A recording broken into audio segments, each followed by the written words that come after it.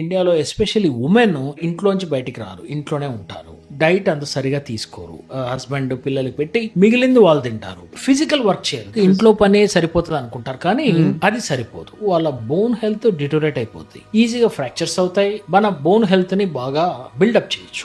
ఒకటి diet, milk గానీ, yoghurt గానీ, చీజ్ గానీ, బటర్ మిల్క్ గానీ, పన్నీర్ గానీ, ఈ రిలేటెడ్ ఫుడ్స్ తీసుకుంటే బోన్స్ ఆటోమేటిక్ గా గట్టిపడతాయి. సెకండ్ థింగ్ ఏంటంటే, మనము సన్ కి ఎక్స్పోజ్ కావాలి. దానికి అట్లీస్ట్ 30 నిమిషాలు ఎండ తగలాలి. 3 ఎక్సర్సైజ్ చేసుకోవాలి. వాకింగ్ చేయాలి, చిన్న వెయిట్స్ తో చేయాలి, అన్ని జాయింట్లని కదిలించాలి. Yoga is the best. ఇక 4వది ఏమిటి, మన వయసు పెరిగే కొద్దీ మనం తీసుకునే డైరీ ప్రోడక్ట్స్ సరిపో. దానికి ఏం చేయాలి, మనం కాల్షియం సప్లిమెంట్స్ తీసుకోమని చెప్తాం. 5 వెరీ వెరీ ఇంపార్టెంట్. బరువు, అధిక బరువు కూడా మంచిది కాదు, తక్కువ బరువు ఉన్నా కూడా మంచిది కాదు. తర్వాత ఇంకోటి ఏంటి, 6th one, every year health checkups చేసుకోవాలి.